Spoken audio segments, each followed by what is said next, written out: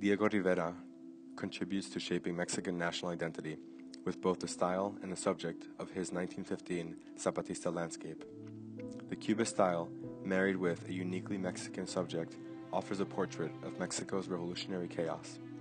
Simultaneously, the painting serves as an example of how Rivera was a developer rather than a follower of the modernist movement, challenging the common perception that Latin American art is always one step behind European art. Rivera himself is considered one of Mexico's cultural giants. Born in 1886, he studied art from a young age and traveled to Europe in the early 1900s. There, he would interact and train with European modernists such as Picasso. During this time, he produces Zapatista landscape. By the early 1920s, he returns to Mexico, and having seen Italian frescoes, he paints his world's famous murals alongside fellow painters José Clemente Orozco and David Alonso Siqueiros. Together, they are known as Los Tres Grandes, and aim to mobilize the masses and define national identity in their murals. Siqueiros writes, "The creators of beauty must turn their work into clear ideological propaganda for the people, something of beauty, education, and purpose for everyone." Origins of this mentality are present in Rivera's early career in Zapatista landscape. The painting catches the eye immediately. It is a chaotic medley of shapes and colors.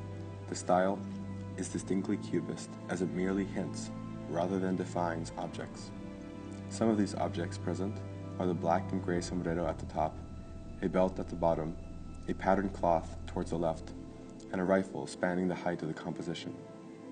Behind these shapes and forms, mountains rise from hints of greenery in the top half, while the bottom half is dominated by a blue backdrop. In the bottom right corner, there is a note, painted to seem nailed on the canvas, challenging the space in which these shapes seem to exist. The painting has no visual movement. One is not guided by line or lighting. Rather, Rivera presents a loud image of dynamic shapes that seem to yell, "Admire me." During 1915, Rivera is living in Paris and interacting with artists like Picasso and Braque, who are developing the Cubist style with works such as Harlequin and Guitar. Latin American artists are very often perceived to be constant followers of European artists, always one step behind each major movement. There is some truth in this concept, given that artists born in Latin America have lesser and delayed access to the European Renaissance, Baroque, and pre-modernist art. However, soon after Rivera is exposed to the Cubist style, he innovates dramatically. As part of an exhibition on Rivera, the National Gallery of Art wrote, "Rivera's Cubism is formally and thematically distinctive, characterized by brighter colors and larger scale than many early Cubist pictures." Further scholarship on the communication between Rivera and Picasso has yielded a show at the Los Angeles County Museum of Art, which is currently on view through May 2017. A prevalent aspect of this exhibit is their shared investment in Cubism.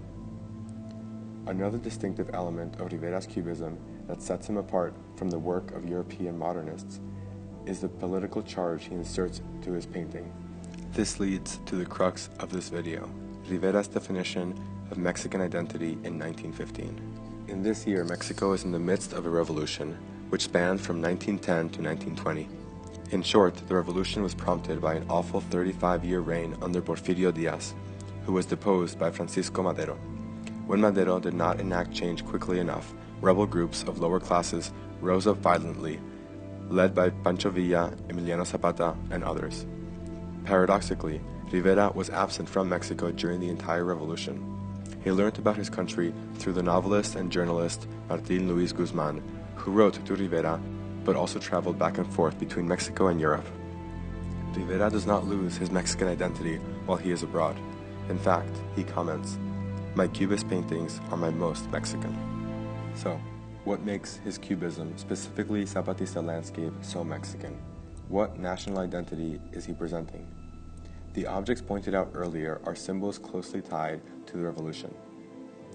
As the curator at Munal explains, Rivera está ya representada la carabina de la revolución, el sombrero zapatista, el paisaje mexicano, el zarape de Saltillo, como elementos temáticos reconocibles de identidad nacional con relación a la revolución. Furthermore, the painting is arguably a direct reference to a photograph of Zapata himself, dressed in revolutionary attire.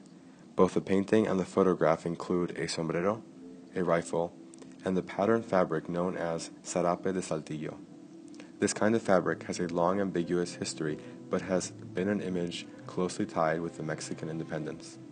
Thanks to Martín Luis Guzmán, Rivera knows the divided state of his country and reflects this in the shattered Cubist composition. However, within the chaos, Rivera inserts distinctly Mexican images, not only those associated with the revolution, but images of Mexico's landscape. The mountains in the background are likely featuring the iconic volcanoes Popocatépetl and Iztaccíhuatl, along with the greenery over blue, probably alluding to the capital, Mexico City, which was built in a valley that was once the Aztec capital. This synthesis of Mexican imagery screams, "I am Mexico."